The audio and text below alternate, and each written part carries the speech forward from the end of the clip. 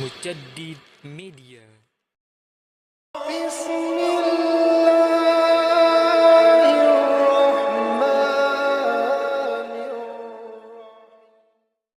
Al-Quran menyebut kalimat Bani Israel sebanyak 43 kali.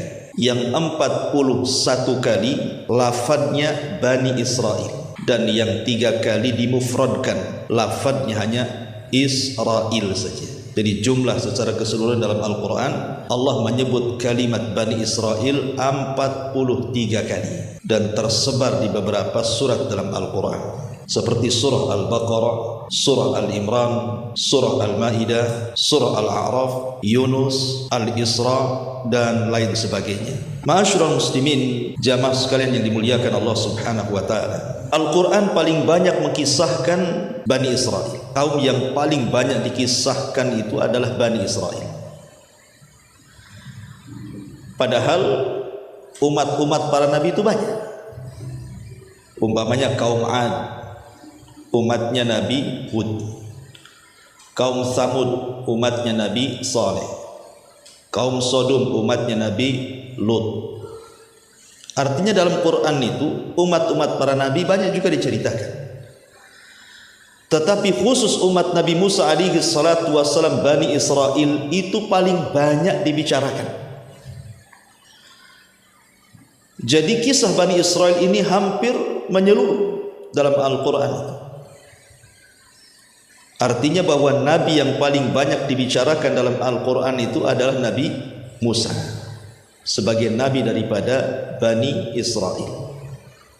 Menarik untuk kita kisahkan bagaimana kisah Bani Israel dari awal sampai akhir, sampai sekarang menjadi sebuah negara yang disebut dengan Israel.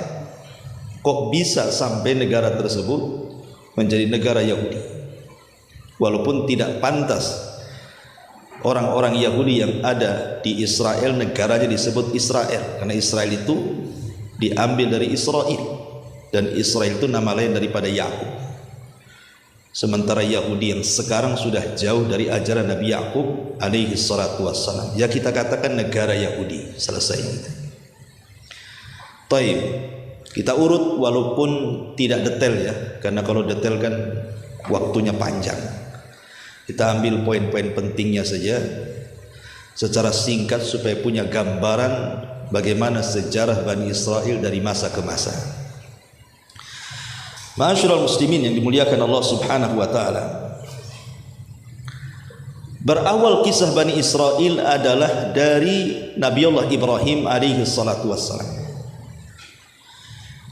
Jadi Nabi Ibrahim alaihi salatu wassalam setelah hijrah dari negeri Babylon, negerinya Namrud, bersama istrinya Sarah menuju Palestina. Kemudian di Palestina inilah banyak peristiwa sampai dia hijrah ke Mesir, kemudian balik lagi ke Palestina, akhirnya menetap di Palestina.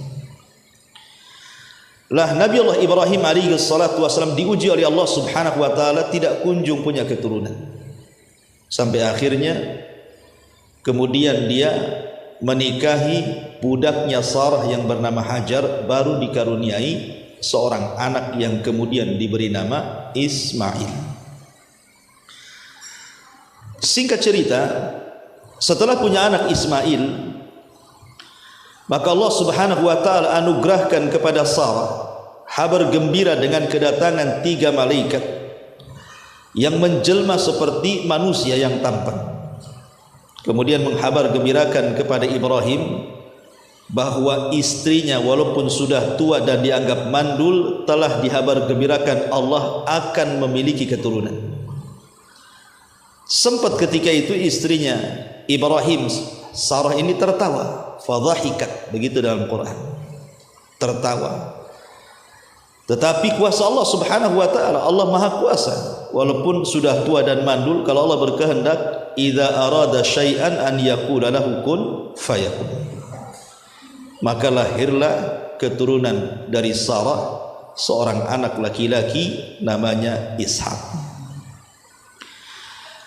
Ma'asyiral muslimin yang dimuliakan Allah Azza wa Jalla, dari Ishak inilah Ishak kemudian menikah dengan seorang wanita namanya Rifqah. Tetapi selama 40 tahun Allah uji juga Ishak ini juga tidak punya keturunan. Lama dia menikah, sampai 40 tahun lebih tidak punya keturunan. Akhirnya Allah Subhanahu wa taala anugerahkan kepada Ishak punya keturunan, sekali punya anak kembar pula dia. Kemudian lahirlah anak pertama yang disebut dengan Al-Is. Al-Is ini yang kemudian disebut Abu Rum, bapaknya orang-orang Romawi. Salah satu nabi keturunan Al-Is adalah Nabi Ayub alaihi salatu wassalam. Kemudian setelah Al-Is pun akhirnya kemudian Nabi Allah Ya'qub, Nabi Allah Ishak alaihi salam kemudian dikarunia lagi anak keduanya.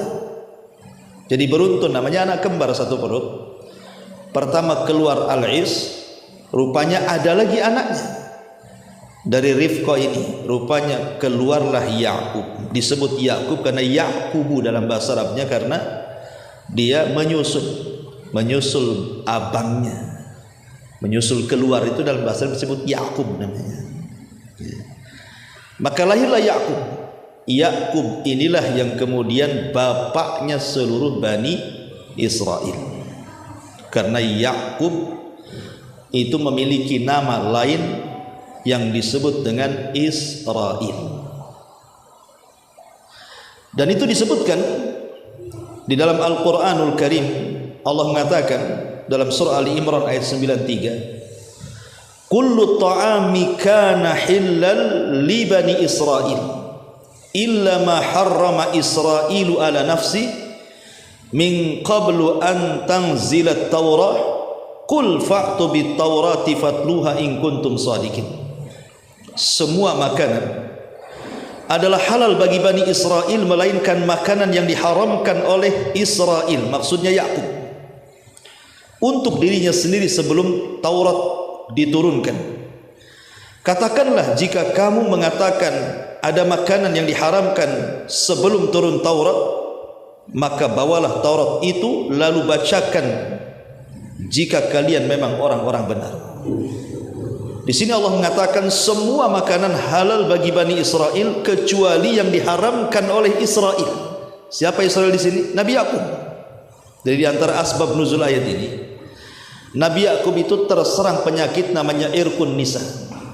Irkun Nisa itu arti penyakit saraf. Jadi capek-capek dari atas kepala sampai kaki itu. Pegal-pegal bahasa kita. Tidak bisa sembuh. Akhirnya datangkan tabib atau dokter.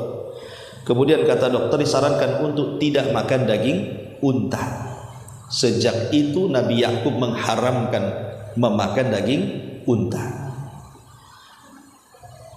Nabi Ya'qub mengharamkan bagi dirinya memakan daging unta karena faktor kesehatan. Tapi kemudian seluruh anak-anaknya juga ikut-ikut mengharamkan memakan daging unta. Padahal tidak ada halangan bagi mereka kan. Karena ihtiram kepada ayahnya mengharamkan tidak mau makan daging unta. Ikut-ikut pula anak-anaknya.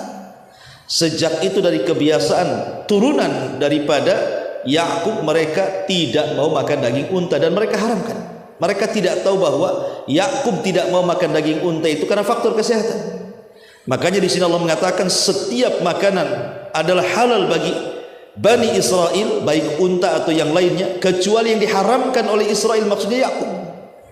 Itu sebelum diturunkan Taurat.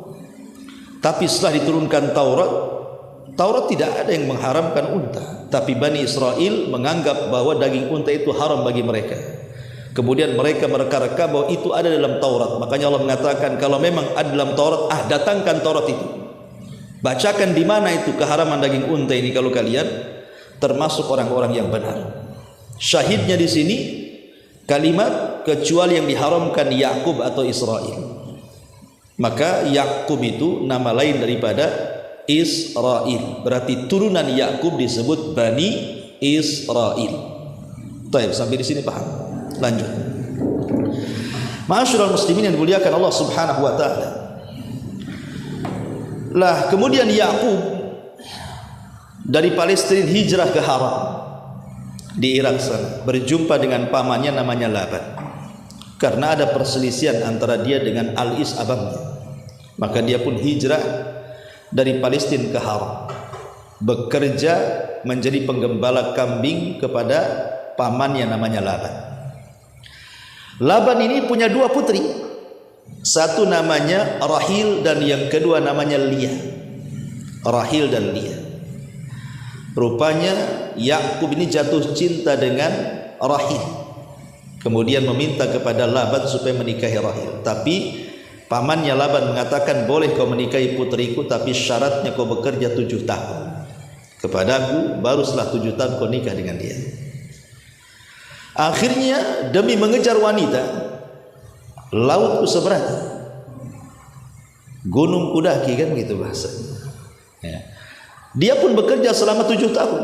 Setelah jatuh tempo mau menikah dengan Rahil, tiba-tiba Laban tidak merestui pernikahan Yakub dengan Rahil, malah ditawarkan kakaknya Lia.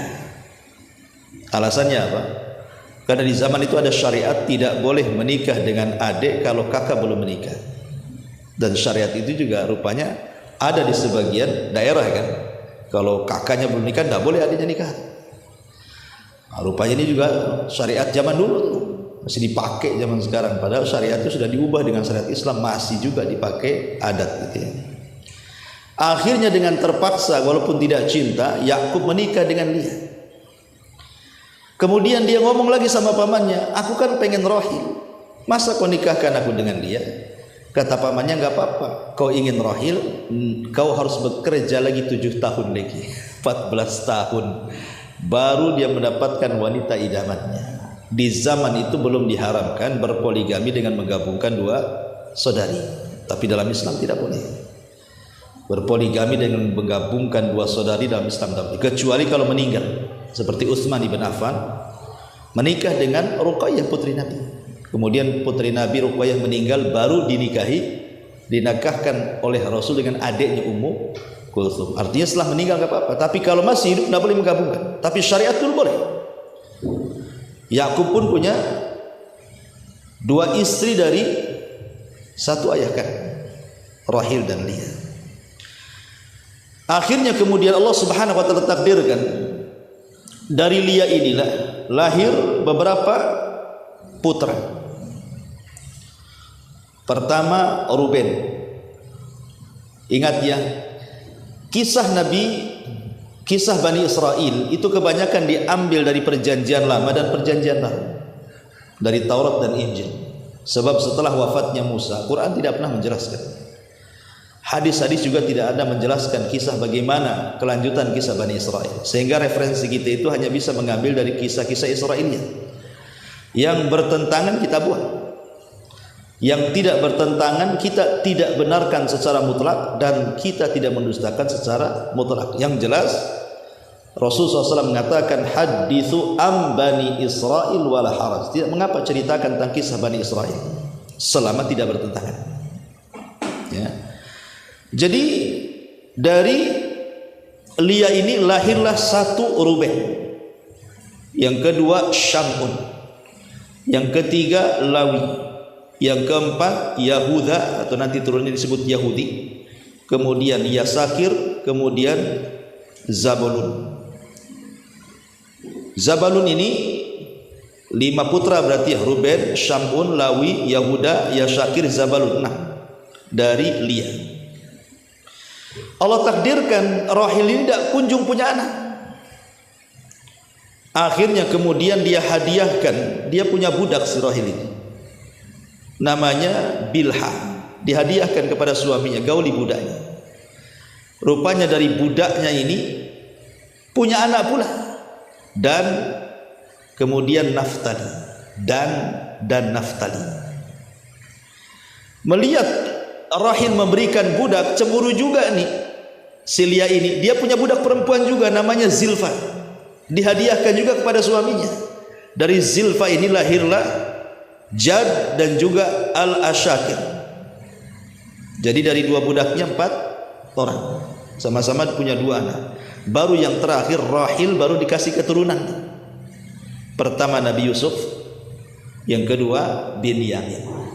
Berarti secara keseluruhan putra Yakub itu dari 2 istri sah dan dari 2 budaknya menjadi 12 anak.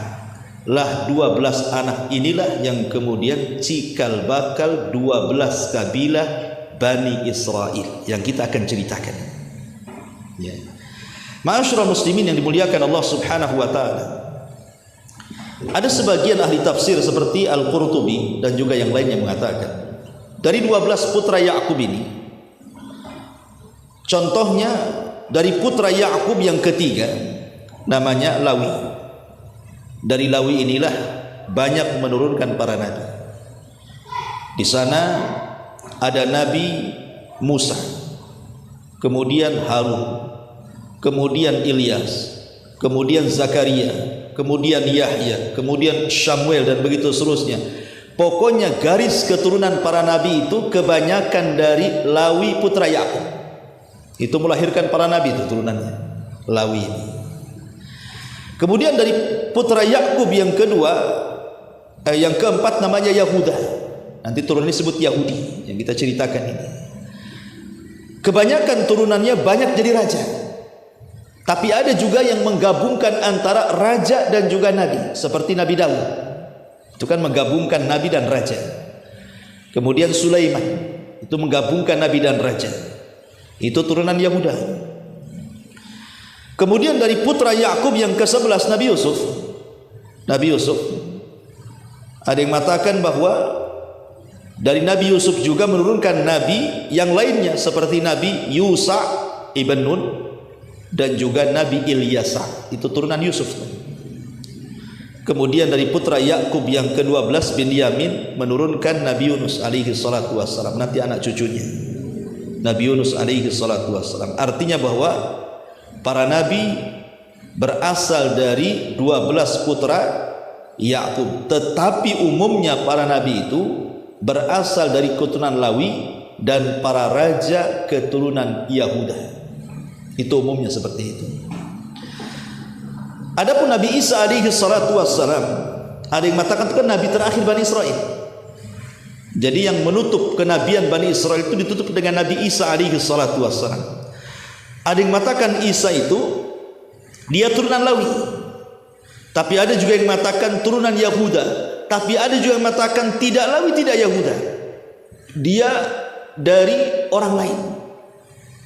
Alasan Al-Imam Al-Qurtubi rahimahullahu ta'ala, karena di dalam Al-Quran berbeda panggilan Nabi Musa dengan panggilan Nabi Isa. Kalau Nabi Musa memanggil kaumnya tidak menyebutkan Bani Israel, ya kaum, wahai kaum, karena dia bagian daripada kaum Bani Israel. Tetapi Nabi Isa ini memanggil kaumnya dengan Bani Israel, seolah-olah bukan bagian daripada Bani Israel, dia hanya memanggil Bani Israel. Sehingga yang mengatakan Isa ini terpisah, bukan dari turunan putra-putra Yakub. Wallahu a'lam. Ya, tapi yang jelas bahwa dia adalah yang masyhur dalam sejarah itu, Nabi Isa itu adalah penutup nabi-nabi Bani Israel. Itu yang jelas seperti itu. Taib. Setelah kita tahu bahwa Nabi Yakub ini punya 12 anak yang sudah saya sebutkan namanya, maka dari keturunan 12 anak itulah yang kemudian Allah Subhanahu wa taala katakan wa qata'nahum 12 asbatan umama. Dalam surah Al-A'raf ayat 190 Allah katakan, dan kami bagi mereka ke dalam 12 suku yang masing-masing berjumlah besar. Jadi 12 suku ini semua nanti jadi kabilah besar-besar itu semuanya yang disebut dengan Bani Israel. Ma'asyiral muslimin yang dimuliakan Allah Subhanahu wa taala. Kemudian juga saya ingin terangkan, istilah Quran itu biasanya menyebut 3 kata. Pertama ahli kitab. Seperti Allah mengatakan qul ya ahlal kitab. Katakan wahai ahli kitab. Kemudian yang kedua bahasa kalimat Bani Israel seperti yang ayat kita bahas ini, ya Bani Israel. Kemudian juga terkadang disebutkan kalimat Yahudi. Ya Allah Subhanahu wa taala memanggil mereka dengan sebutan Yahudi. Apa bedanya nih 3 kata ini? Ahli kitab, Bani Israel, Yahudi. Kalau disebut ahli kitab berarti hendak menjelaskan 2 agama. Pertama Yahudi dan yang kedua Nasrani. Kalau disebut ahli kitab berarti tertuju kepada dua agama, Yahudi dan Nasrani.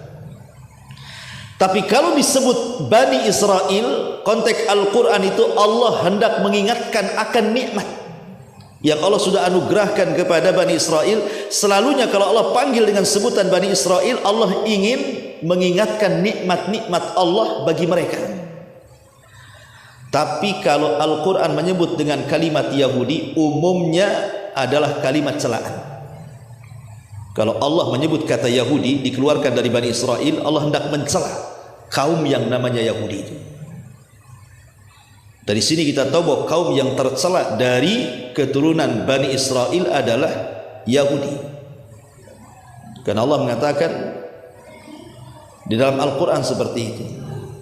Taib, ma'asyiral muslimin yang dimuliakan Allah Subhanahu wa taala. Kisah Bani Israel ini dimulai dari kisah putra Yakub dari rahil namanya Yusuf. Nabi Yusuf alaihi salatu wassalam. Kita tahu kisah Nabi Yusuf. Ketika kecil dia bermimpi diperlihatkan 11 bintang yang sujud kepadanya. Kemudian bapaknya mengatakan, jangan kau ceritakan kepada saudaramu. Nanti ditafsirkan macam-macam, mereka pun akan dengki kepadamu.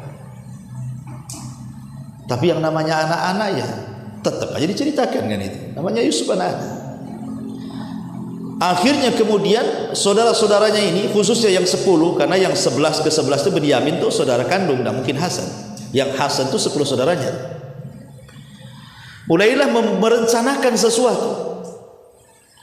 Karena Nabi Yusuf itu memang anak yang paling dicintai Yakub di antara anak-anak yang lainnya. Tentu ada alasan kenapa Yakub lebih mencintai Yusuf dibandingkan yang lainnya. Karena ketika hijrahnya Yakub dari Haran kembali ke Palestina, Allah takdirkan ibunda Nabi Yusuf ini meninggal, rahil ini, sementara Yusuf masih kecil. Sehingga Nabi Yakub ini berposisi sebagai bapak juga sebagai ibu, otomatis diberikan perhatian lebih. Itulah yang membuat Hasan istri-istri yang lainnya. Kenapa kemudian Nabi Yakub lebih mencintai Yusuf, tidak mencintai anak-anak mereka? Kemudian Hasan istri-istri yang lain itulah ditanamkan sama anak-anaknya. Maka anak-anaknya pun ikut Hasan akhirnya dan ingin mencelakakan Nabi Yusuf karena selalu dilebihkan oleh ayahnya. Sebenarnya itu masalah fitrah kan, masalah kecintaan ini tidak bisa adil ya Pak.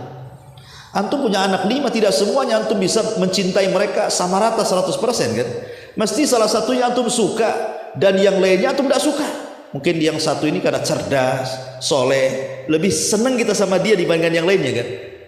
Mungkin yang satunya nakal luar biasa, akhirnya malas kita kan. Itu fitrah, tidak bisa. Sebagaimana orang berpoligami juga, membagi kecintaan itu boleh tidak adil. Karena Nabi juga tidak adil dalam memberikan kecintaan. Dia lebih mencintai Aisyah dibandingkan istri yang lainnya kan. Itu masalah hati. Tapi itu pula yang kemudian menjadi Hasan 10 saudaranya yang berakhir dengan mencemplungkan Yusuf ke dalam sumur, kemudian diambil para pedagang, dijual pula ke Mesir. Kemudian yang membeli Allah sudah takdirkan Lauhil Mahfuz, seorang pejabat Mesir yang sangat besar, Al-Aziz. Kemudian dirambut dan menjadi anak angkatnya. Singkat cerita, banyaklah peristiwa-peristiwa kalau kita cerita Nabi Yusuf kepanjangan. Singkat cerita, akhirnya Nabi Yusuf pun setelah banyak masa dilalui sampai di penjara karena kasus dia tidak mau melayani Zulaiha, tapi kemudian Allah berikan kecerdasan takwil mimpi. Kemudian dia pun menakwilkan mimpi sampai satu hari raja bermimpi aneh ditakwilkan Nabi Yusuf. Disitulah kemudian Nabi Yusuf menawarkan diri untuk mengikuti alur mimpinya. Jadilah dia bendaharawan Mesir ketika itu, ekonom ya, yang akan membangkitkan ekonomi Mesir. Intinya Yusuf jadi orang nomor 2 di Mesir setelah Fir'aun Mesir. Tapi Fir'aun Mesir bagus di zaman Nabi Yusuf.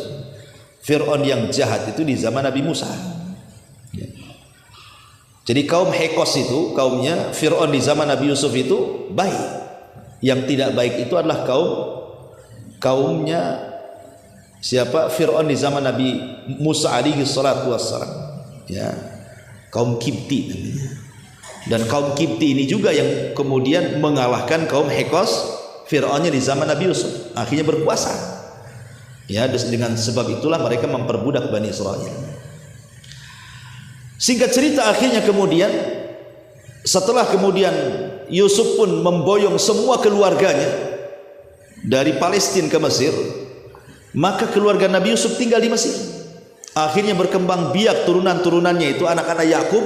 Disitulah kemudian terkenal menjadi perkampungan pertama Bani Israel di zaman Nabi Yusuf.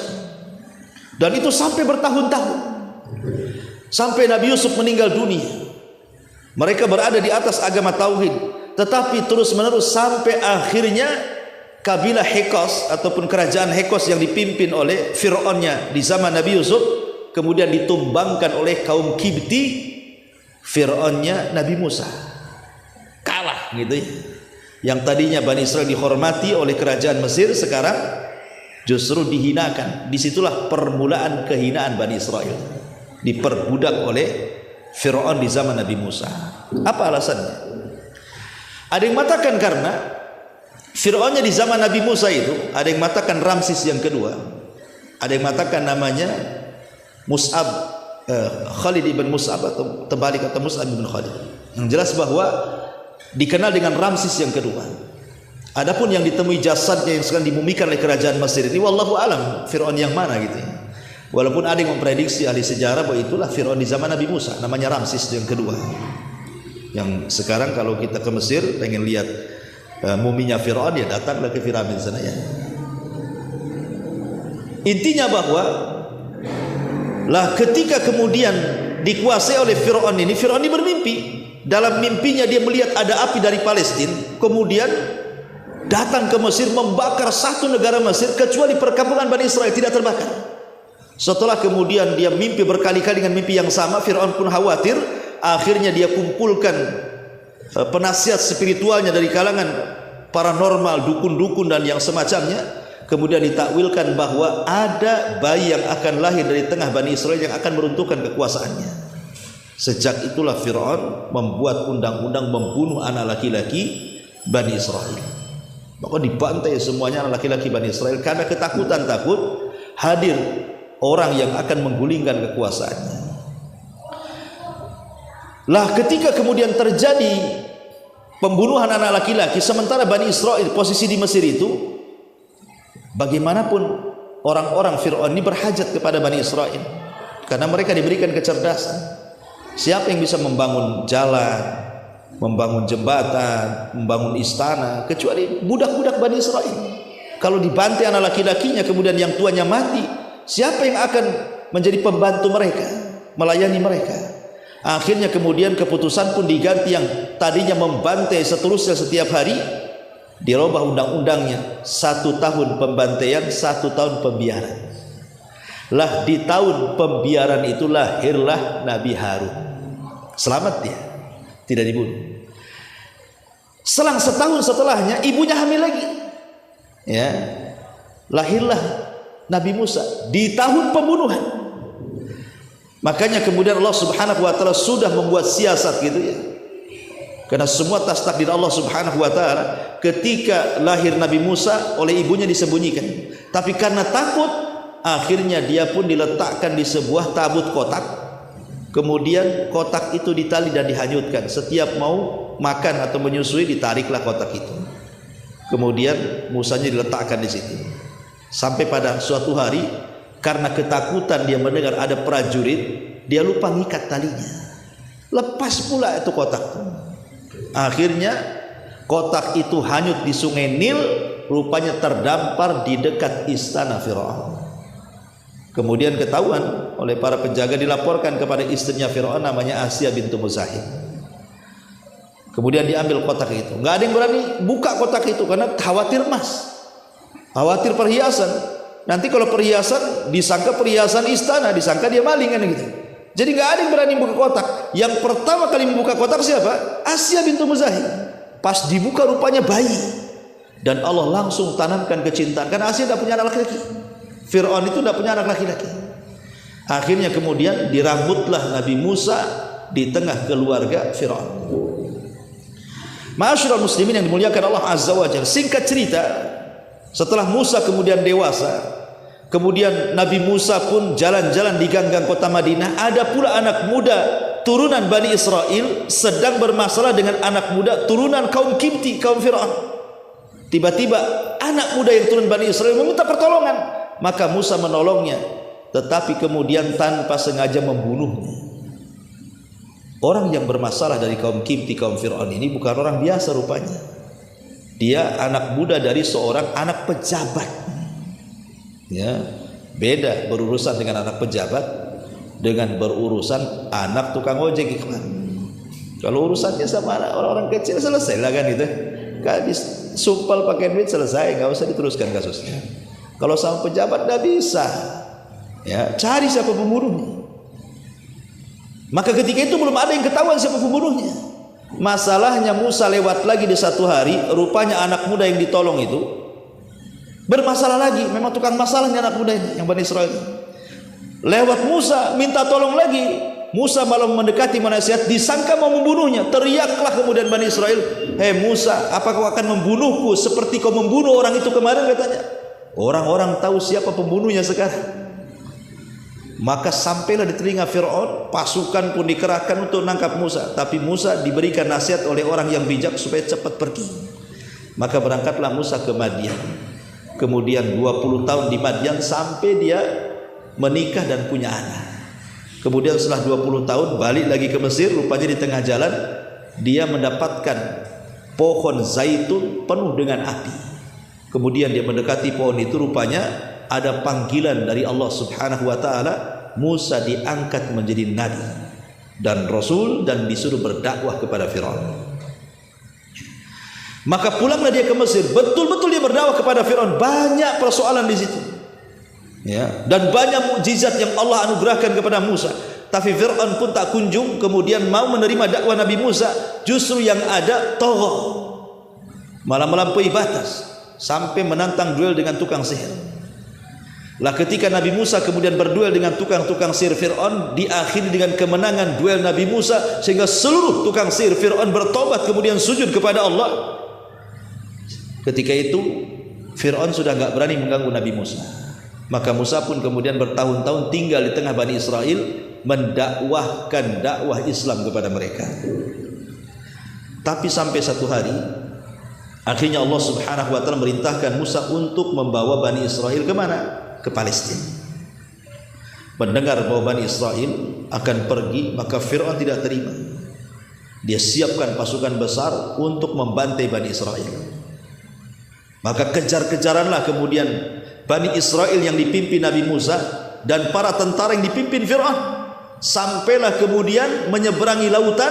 Akhirnya Fir'aun pun ditenggelamkan dan Musa serta Bani Israel melihat dengan kedua mata mereka Fir'aun dan pasukannya ditenggelamkan di Laut Merah. Allah katakan fa'aghraqna, kami tenggelamkan mereka semuanya. Dari sini Bani Israel sudah diseberangkan jauh dari Mesir. Lah ketika ma'asyiral muslimin yang dimuliakan Allah Subhanahu wa taala, Bani Israel ini melanjutkan perjalanan dari Palestina menuju tanah perjanjian Baitul Maqdis. Sepanjang perjalanan ini banyak peristiwa yang menunjukkan buruknya akhlak mereka. Ya, buruknya akhlak sebagian Bani Israel, tidak semua. Sebagian besar Bani Israel, termasuk kabilah Yahudi dalamnya. Seperti mereka ketika Allah taklukkan Baitul Maqdis disuruh membungkuk, malah kemudian tidak mau membungkuk. Disuruh berdoa kepada Allah, hintah, ya Allah ampuni dosaku, malah hintah, minta makan. Belum lagi kemudian Bani Israel ini mereka membangkang kepada Nabi Musa alaihi salatu wasallam di banyak hal, mengeluh, menuntut, sampai banyak mukjizat Allah tampakkan kepada mereka, tidak sadar-sadar juga Bani Israel ini. Sehingga macam-macam peristiwa seperti ketika terjadi pembunuhan, kemudian Musa mengatakan sembelih sapi, malah mereka banyak tanya. Akhirnya susah pula nyari sapinya. Kalaulah kemudian bukan karena mereka mengucapkan insya Allah, tentu mereka tidak akan mendapatkan sapinya. Itu pun dengan harga yang sangat mahal. Bentuk bagaimana mereka mempersulit diri, Allah mudahkan, mereka minta untuk mempersulit diri. Kemudian ketika mereka diberikan makanan lezat manna dan salwa, malah minta pula yang enggak enak. Manna dan salwa ini kan makanan dari langit, tinggal makan saja. Ini enggak, maunya bawang, sayuran, lalapan bahasa kitanya kan. Gimana dikasih makanan enak mau lalapan pula kan itu. Kemudian ketika mereka ingin mendengar, orang-orang pilihan itu mendengar suara Allah ketika berfirman kepada Musa, mereka tidak mau mendengar, mereka mau melihat katanya. Allah seperti apa? Datang halilintar, membunuh mereka semua, tapi kemudian dihidupkan kembali. Macam-macam ceritalah kalau kita mau sedikit perjalanannya, terlalu lama. Intinya bahwa sampai kemudian di tanah perjanjian, Musa ini tinggal masuk saja dan Bani Israel ke Baitul Maqdis. Masalahnya harus melewati satu kota namanya Ariha. Ariha ini dipenuhi dengan kaum Kan'aniyun, turunan kaum Ad, orangnya besar-besar. Bani Israel tidak berani jihad. Akhirnya mereka mengatakan kepada Musa, ya Musa, kalau kami harus berperang untuk masuk ke Baitul Maqdis, kami tidak bisa. Kemudian mereka mengatakan, idhab anta wa rabbuka faqatila inna hahuna qa'idun. Kalau kau mau jihad, jihad sana berdua dengan Tuhanmu, kami duduk-duduk memperhatikan di sini katanya. Akhirnya mereka pun oleh Allah diazab, tidak bisa keluar dari negeri itu, disebut Arduti. Selama 40 tahun disitulah Harun meninggal, kemudian Nabi Musa pun meninggal, belum masuk ke Baitul Maqdis karena tidak mau jihad. Lah setelah Nabi Musa meninggal dan juga Harun sebelumnya meninggal, akhirnya kemudian estafet kepemimpinan di bawah naungan Yusha ibn Nun, anak muda yang kemana-mana di bawah Nabi Musa, sampai ketika berjumpa dengan Khidir pun dibawa tuh Yusha ibn Nun. Rupanya dia pula yang meneruskan perjuangan. Ketika para pengecut di zaman Nabi Musa sudah mati, kemudian datang generasi kedua para pemberani, maka Yusha ibn Nun inilah yang berhasil memasukkan Bani Israel kemana? Ke Baitul Maqdis. Yang Nabi Musa tidak bisa, Yusha ibn Nun bisa. Itulah Nabi yang Allah berikan mukjizat mampu menghentikan matahari saat perang. Jadi ketika mereka masuk di waktu asar, terjadi perang. Kemudian hampir menang, matahari mau tenggelam, sementara besoknya hari Sabtu. Orang Yahudi itu punya keyakinan tentang hari Sabtu, itu hari sakral, gak boleh perang.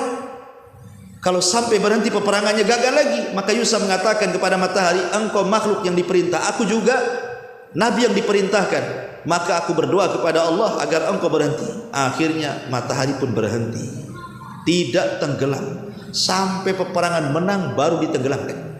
Satu-satunya nabi yang bisa menghentikan matahari karena izin Allah adalah Yusha ibn Nun. Itulah akhirnya Yusha ibn Nun berhasil memasukkan Bani Israel ke Baitul Maqdis. Disinilah pengasas kerajaan Bani Israel pertama.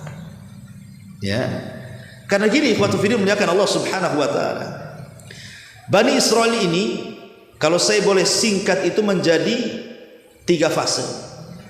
4 fase. Nanti kita akan cerita ini.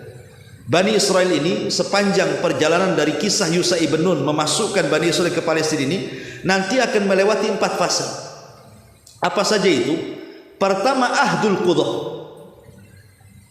era kehakiman. Yang kedua, Ahdul Mulukul Awal, era kerajaan yang pertama. Kemudian yang ketiga, Ahdul Muluki Tsani, era kerajaan yang kedua. Baru yang terakhir, Fatratu ma ba'da tadmiril Quds, ada era setelah penghancuran Baitul Maqdis, era penjajahan. Nanti Bani Israel akan dijajah oleh banyak umat. Ya, inilah 4 poin tentang kisah Bani Israel dari masuknya Bani Israel ke Palestina oleh Yusha ibn Nun. Maka berlakulah 4 fase ini. Ma'asyiral muslimin yang dimuliakan Allah Azza wa Jalla. Pertama, era kehakiman. Era kehakiman ini di mana Bani Israel dipimpin para nabi. Jadi yang memimpin Bani Israel itu para nabi. Dan yang pertama adalah Yusha ibn Nun yang memimpin mereka. Makanya di dalam Injil, dalam perjanjian lama itu, di situ ditulis tentang kitab hakim-hakim namanya. Di mana hakim-hakim ini maksudnya para nabi, itulah yang memerintahkan 12 kabilah dari turunan Yakub yang disebut Bani Israel tadi. Jadi dipimpin para hakim, dipimpin para nabi. Ada yang mengatakan sekitar 350 tahun, ada yang mengatakan sekitar 1000 tahun dipimpin para nabi. Ya. Ma'asyiral muslimin yang dimuliakan Allah Subhanahu wa taala, sampai pada waktunya karena banyaknya penyimpangan, banyaknya pertikaian, banyaknya kekufuran, banyaknya permusuhan antar kabilah dari 12 kabilah itu. Jadi susah untuk disatukan. Ya. Belum lagi kemudian mereka berani kepada para nabi. Makanya Bani Israel itu dikenal sebagai pembunuh para nabi. Pokoknya datang nabi saja tidak cocok dengan hawa nafsunya, dibunuh tuh. Itu diantara perangainya orang-orang Yahudi Bani Israel itu. Pokoknya tidak cocok saja nabi, bunuh. Sampai satu hari itu ada 70 nabi dibantai mereka. Sehingga sulit untuk disatukan. Sangat sulit untuk disatukan. Dari situlah kemudian mereka pun meminta supaya nabi yang terakhir yang memimpin mereka namanya Samuel meminta kepada mereka, kami tidak mau dipimpin para nabi, tapi kami mau dipimpin seorang raja. Karena ketika itu banyak pertikaian, permusuhan sehingga melemahkan Bani Israel dan mereka diserang oleh kaum dari luar, oleh tentara Jalut. Ya. Karena mereka kemudian dijajah oleh orang luar sehingga mereka bercerai-berai. Akhirnya mereka minta kepada Nabi Samuel untuk diangkat seorang raja yang kuat bisa mengalahkan Jalut. Samuel pun kemudian memberikan solusi kepada mereka bahwa ada anak muda tapi miskin namanya Tolut. Mau kalian jadi saya tunjuk Tolut? Mereka nggak mau karena Tolut orang miskin. Kami loh orang banyak orang kaya, kenapa mesti dia katanya. Tetapi kata Nabi Samuel, walaupun demikian Tolut itu dilebihkan kemampuan, pengetahuan dan juga fisik. Kemudian akhirnya malaikat pun yang tabut yang tadinya diambil oleh Jalut diambil lagi oleh malaikat, kemudian diserahkan kepada Tolut. Dari situlah Bani Israel setelah mengetahui tabut ada di tangan Tolut, baru mereka mengakui Tolut sebagai raja mereka. Karena mereka meyakini kalau tabut berada di tengah-tengah mereka, setiap peperangan menang. Tabut itu kotak yang dulu Musa diletakkan di situ, dihanyutkan. Lah itu tabut namanya. Kotak itu berisi tongkatnya Nabi Musa, bajunya Nabi Musa, peninggalan Nabi Harun ada di kotak itu. Dan mereka yakini siapapun yang berperang membawa kotak itu menang. Lah Tolut sekarang punya kotak itu yang tadinya direbut Jalut, diambil malaikat, diserahkan ke Tolut. Akhirnya mulailah mereka berjihad bersama Tolut melawan Jalut. Ya. Dibawalah pasukan besar ribuan, tapi kemudian diuji ketika melewati sungai, jangan minum banyak-banyak, malah minum banyak-banyak. Rupanya yang tersisa dari pasukan itu cuma 314 orang. Lah di antara pasukan itu ada yang paling muda namanya Daud. Perang di zaman itu kan tidak langsung perang, ada sistem mubarozah namanya, sistem adu tanding. Mana jagoanmu? Ini jagoan gua. Rupanya Jalut sendiri jagoannya menantang tentara Tolut. Tidak ada yang berani melawan Jalut. Siapa yang berani melawan Jalut? Ya, pegulat hebat, pembunuh, takutlah tentaranya Tolut. Akhirnya Tolut mengiming-imingi siapa yang bisa mengalahkan Jalut, dia akan menikah dengan putri dan akan mewarisi tahtaku. Tidak ada juga yang mau. Ya, buat apa menikahi putrinya?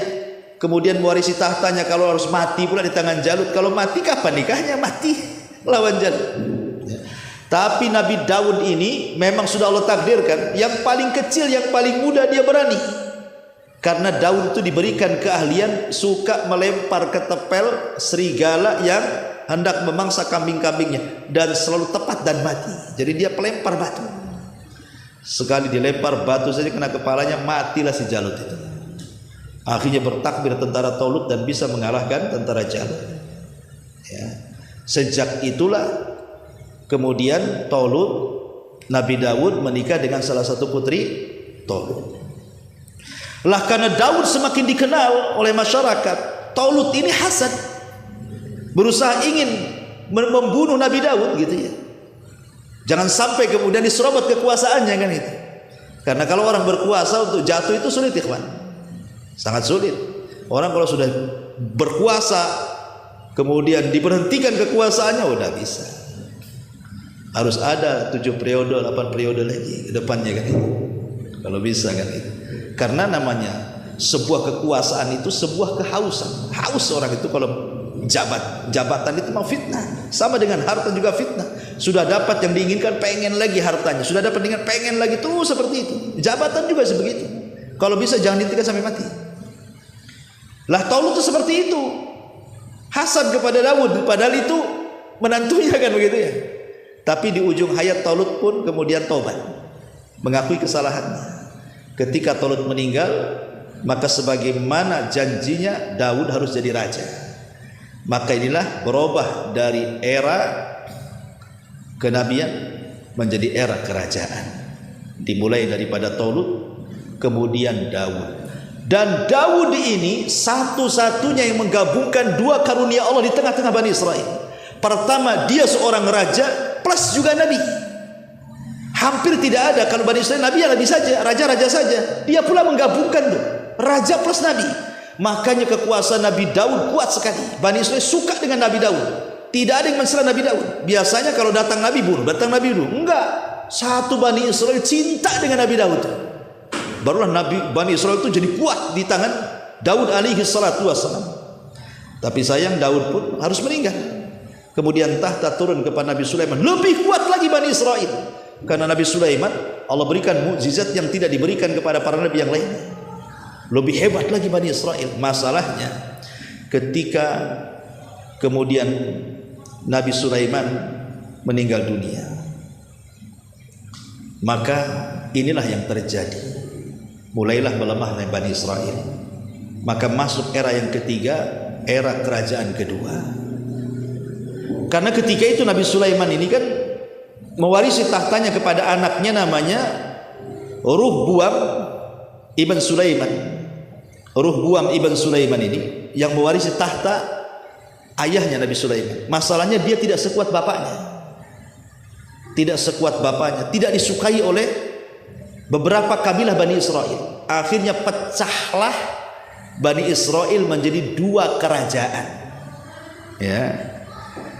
Lah putra Sulaiman, Ruhbuam ibn Sulaiman ini hanya didukung 2 kabilah. Ada yang mengatakan yang mendukung 2 kabilah. Pertama, kabilah Yahuda. Itulah yang mendukung. Dan yang kedua, kabilah Binyamin. Jadi hanya 2 saja, kabilah Binyamin dan kabilah Yahuda yang mendukung putra Sulaiman ini, Ruhbuam ibn Sulaiman ini. Sementara 10 kabilah ini tidak mendukung, buat kerajaan sendiri yang dipimpin oleh Yurbuam ibn Nubat. Yurbuam ibn Nubat itulah raja yang kedua. Jadi kalau Ruhbuam ibn Sulaiman ini dia mendirikan kerajaan yang disebut dengan kerajaan Yahudi. Kerajaan Yahudi yang ibu kotanya Yerusalem. Ya. Ada yang mengatakan begitu, jadi kerajaan Israel atau kerajaan utara itu dipimpin oleh Yurbuam bintu Nubat dari 10 suku atau 10 kabilah dengan Samaria sebagai ibu kotanya.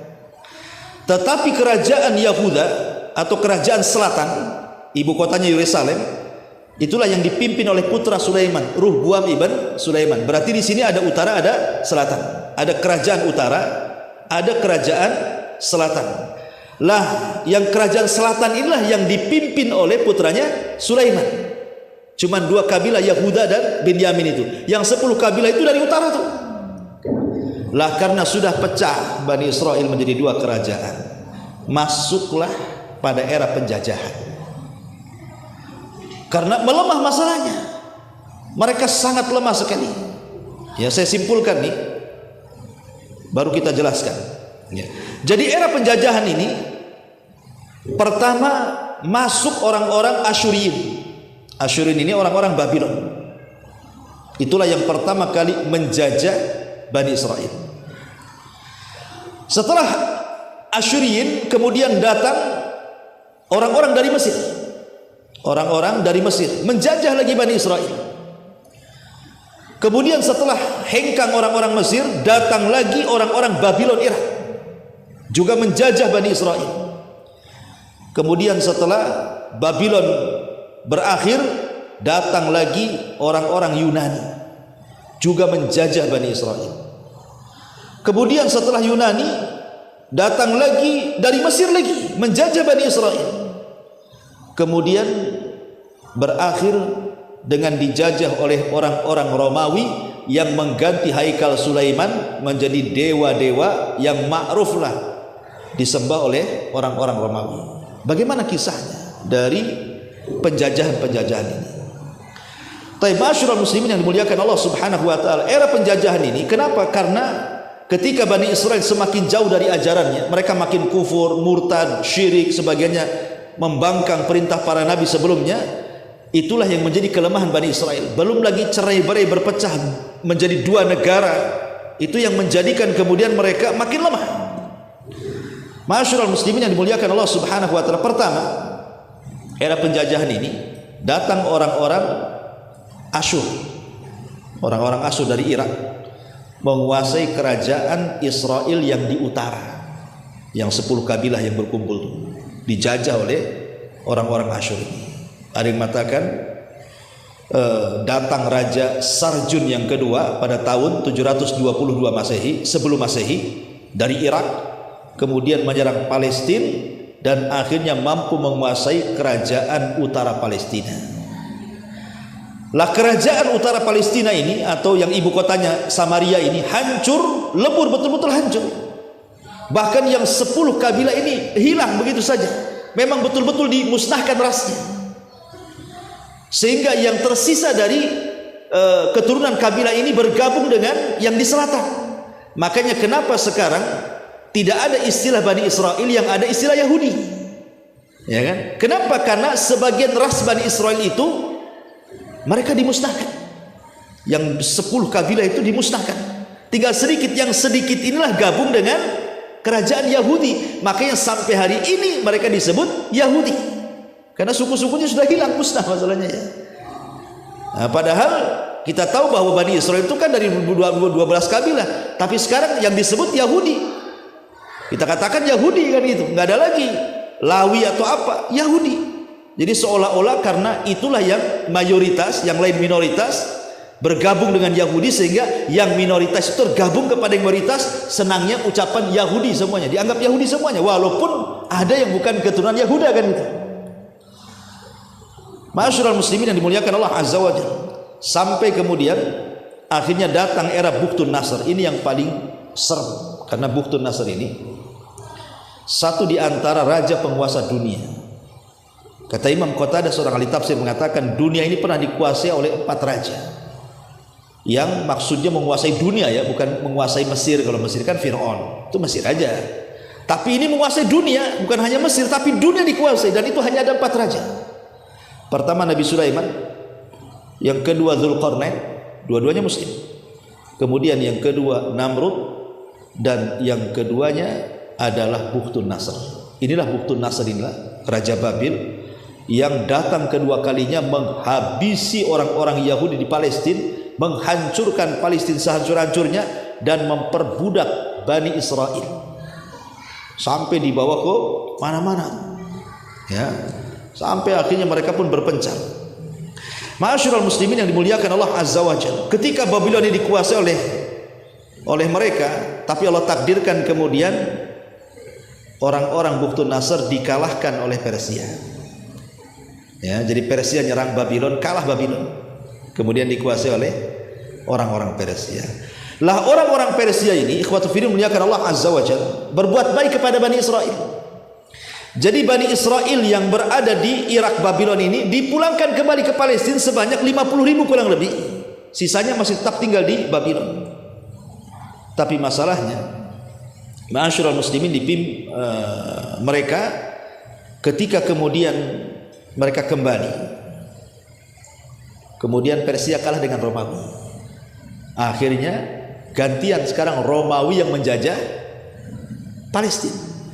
Jadi hukum disitulah banyak yang kemudian pergeseran keagamaan, karena banyak situs-situs sejarah seperti Haikal Sulaiman yang dibangun oleh Nabi Daud kemudian diteruskan oleh Sulaiman.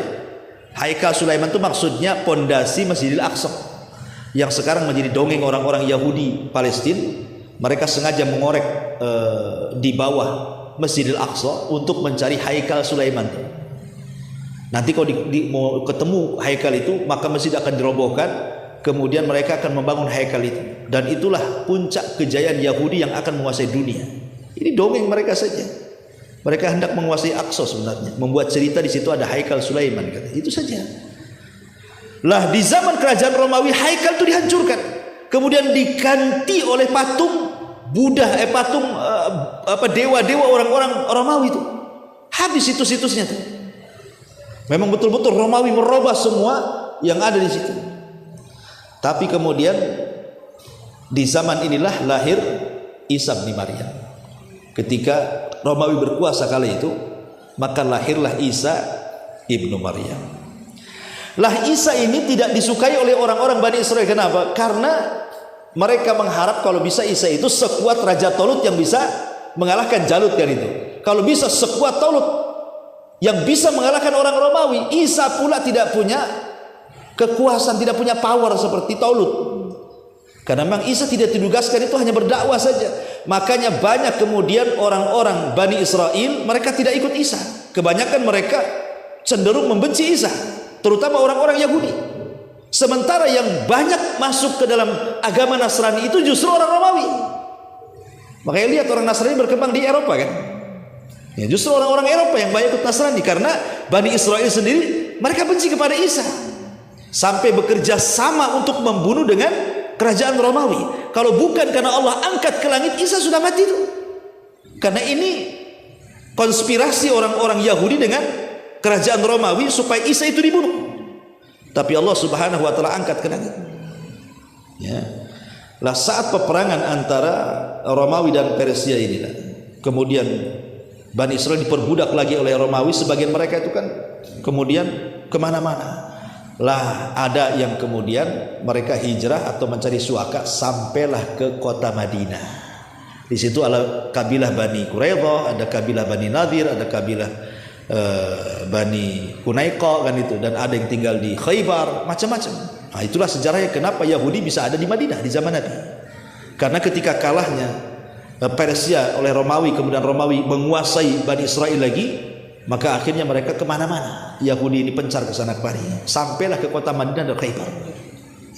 Singkat cerita, ma'asyiral muslimin yang dimuliakan Allah Subhanahu wa taala, ketika era Isa sudah nggak ada lagi, ya, maka di tahun 135 Masehi, setelah lahirnya Isa bin Maryam, orang-orang Yahudi melakukan pergolakan lain di zaman pemerintah Romawi pada masa Raja Romawi kala itu. Jadi mereka berusaha untuk, ya bahasa kita yang menggulingkan, tapi gagal. Berkali-kali mereka hendak memberontak kepada kerajaan Romawi, gagal terus. Sampai akhirnya mereka pun diusir dari Yerusalem. Sejak itulah akhirnya berakhirlah kerajaan Bani Israel.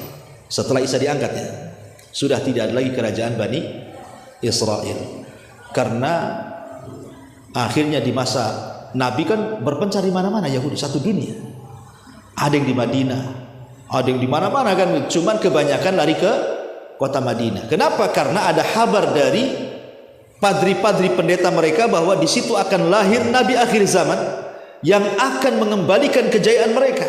Masalahnya ketika Nabi itu sudah muncul, nggak mau beriman. Kok nabinya orang Arab katanya?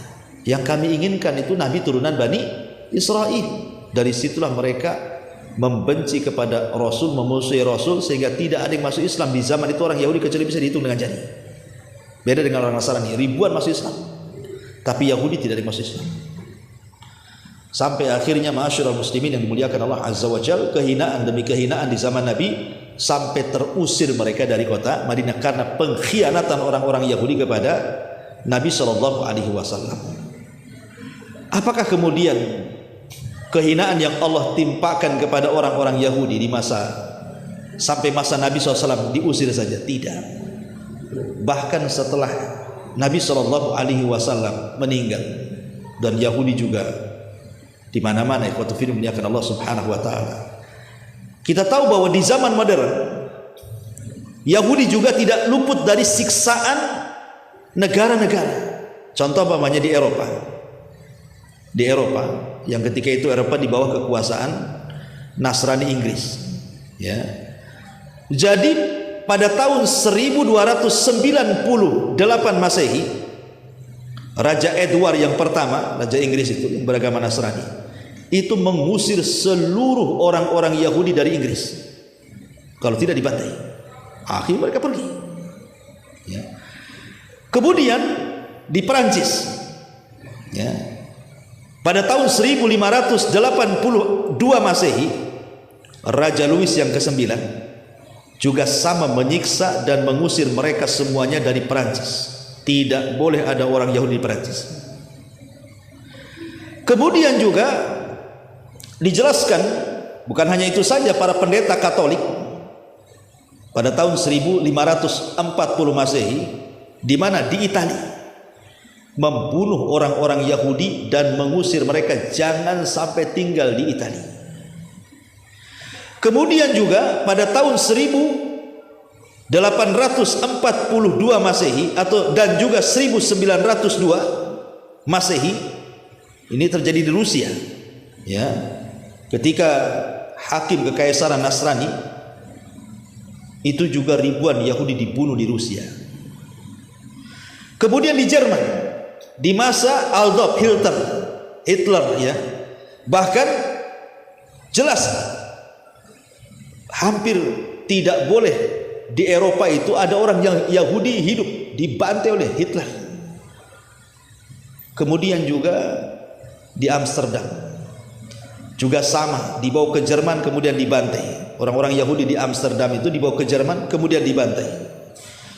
Kemudian begitulah, dan nanti di akhir zaman kita pun akan membantai mereka di akhir zaman. Kenapa? Karena ada hadis Nabi SAW, la taqumus sa'ah hatta yuqatilal muslimunal yahuda.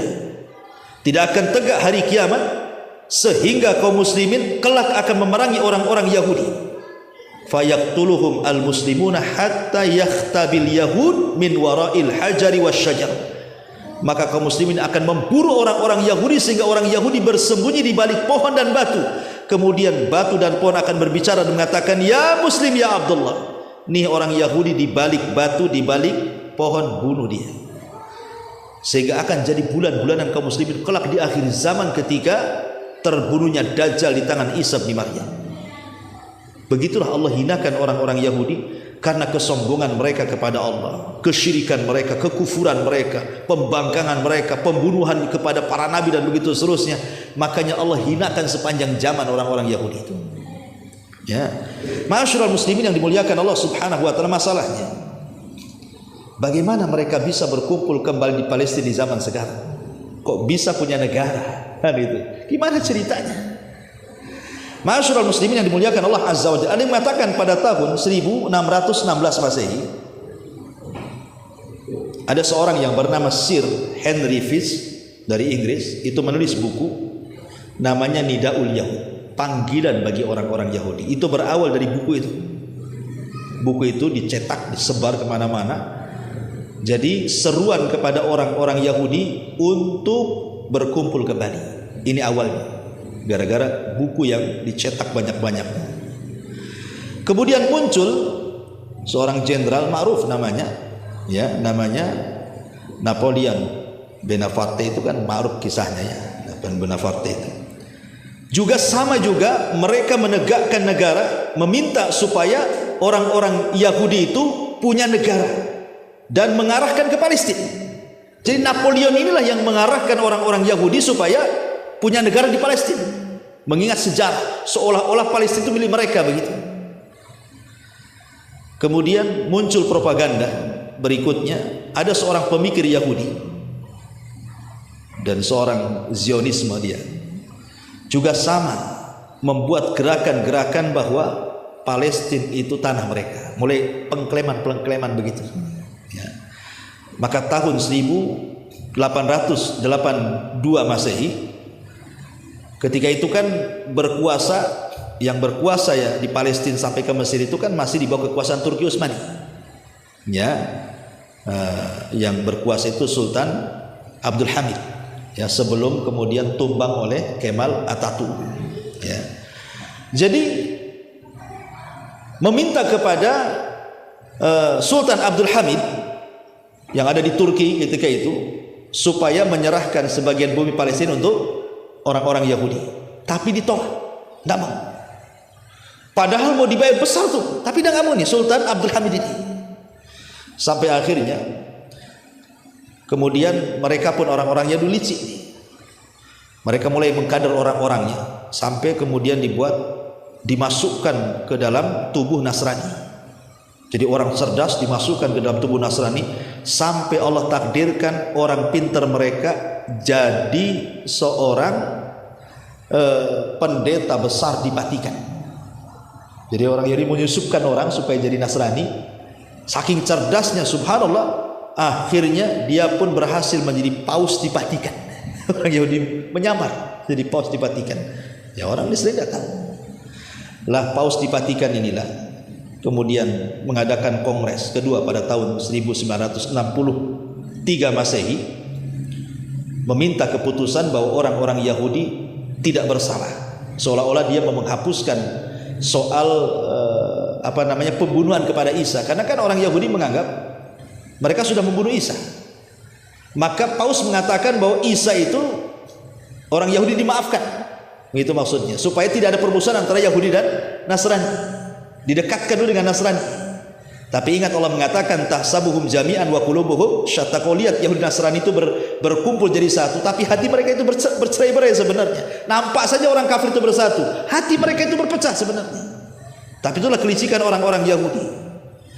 Sampai puncaknya ketika ada salah seorang di antara mereka menjadi paus di Vatikan itu, kemudian mereka pun menggalang dana besar-besaran, kemudian hendak meminta kepada Raja Turki Utsmani ini Abdul Hamid untuk membeli. Kalau tidak mau ngasih dibeli, tapi tetap tidak mau. Makanya kemudian membuatlah kerusuhan di Turki, sampai pada akhirnya Sultan Abdul Hamid dilengsarkan. Kemudian berakhirlah kerajaan Turki Utsmani, dan ketika itu dikuasai oleh Mustafa Kemal Atatürk. Inilah yang kemudian mengasas Turki yang tadinya negara Islam, ya, berubah menjadi sekuler. Jilbab tidak wajib, tidak boleh. Bahasa Arab ditiadakan. Nama waktu-waktu sholat diganti dengan bahasa Turki. Makanya orang Turki nggak kenal sholat. Nah, kemudian banyak simbol-simbol Islam itu dihancurkan. Pelajaran-pelajaran agama itu disekulerkan di sekolah-sekolah. Dan berhasil Kemal Atatürk ini, ya, menghilangkan peninggalan Turki Utsmani, betul-betul disekulerkan karena hanya ingin supaya disamakan dengan negara Eropa. Jadi undang-undang Eropa diadopsi, dimasukkan ke Turki, akhirnya rusak Turki. Ya belakangan lah setelah 2014 kan ada pemilihan presiden, baru kemudian terpilihlah sekarang ya siapa, Erdogan kan itu ya. Ya mulailah agak bagus, ya mudah-mudahan bagus terus kan itu. Ya. Masyarul muslimin yang dimuliakan Allah Azza wa Jalla, maka pada tahun 1917